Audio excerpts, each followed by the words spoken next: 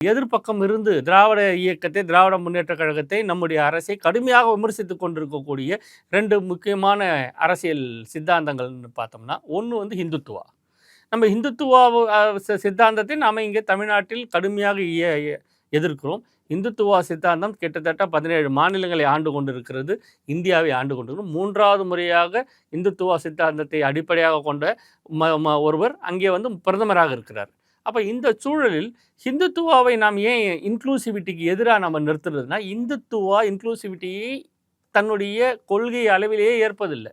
இந்துத்துவா இயக்கங்கள், முக்கியமாக பாரதிய ஜனதா கட்சி, தன்னுடைய மாநிலங்களில் தான் ஆளக்கூடிய மாநிலங்களில் எப்படி வந்து ஆட்சியை அமைத்தார்கள் என்றால், பெரும்பான்மை சமூகம், பெரும்பான்மையாக இந்து மக்கள், நீ இந்துக்களே வாருங்கள், ஒன்றாக சேருவோம் அப்படின்னு எதிர் திசையில் எதிர்க்கே மைனாரிட்டியாக இருக்கக்கூடிய இஸ்லாமியர்களே, கிறிஸ்தவர்களே, வெவ்வேறு மதங்களை, சீக்கியர்களேன்னு அவர்களையெல்லாம் தனிமைப்படுத்தி அல்லது அவர்களையெல்லாம் வந்து ஒதுக்கி ஒரு சமூகத்தை கொண்டு வந்து அதை போலரைஸ் பண்ணி அதன் மூலமாக பேங்க் அரசியலில், வாக்கு அரசியலில் அதன் மூலமாக அரசியல் ஆதாயம் வந்து வாங்குவது.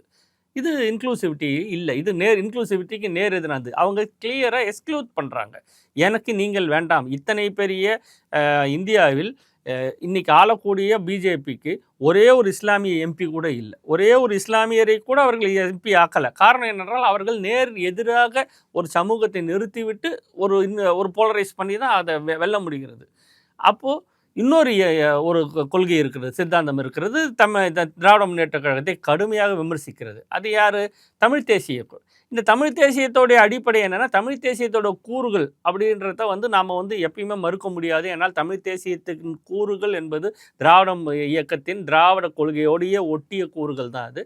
நாம் தமிழ் தேசியத்தின் கூறுகள் வந்து தமிழர்கள் அனைவருக்குமான ஒரு உரிமை, தமிழர்கள் அனைவர்களுக்குமான ஒரு மொழி, தமிழர்கள் அனைவர்களுக்குமான ஒரு நிலப்பரப்பு, அந்த நிலப்பரப்பில் தமிழர் நலன் எல்லாம் சார்ந்த ஒரு கொள்கை இருக்கணுன்றதுல யாருக்கும் எந்த மாறுபட்ட கருத்தும் இல்லை. ஆனால் அது ஒரு இன்க்ளூசிவிட்டியாக இருக்கா? அதில் ஒரு இன்க்ளூசிவ்னஸ் இருக்கா?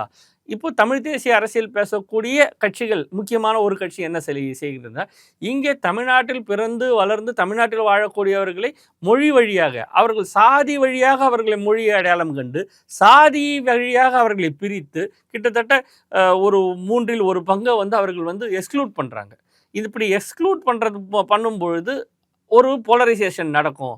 அந்த போலரைசேஷன் எதன் அடிப்படையில் இருக்கிறது என்றால், பெரும்பான்மை சாதி அடிப்படையில் இருக்கிறது. அதுவும் இந்த சமூகத்துக்கு மிகப்பெரிய ஆபத்து.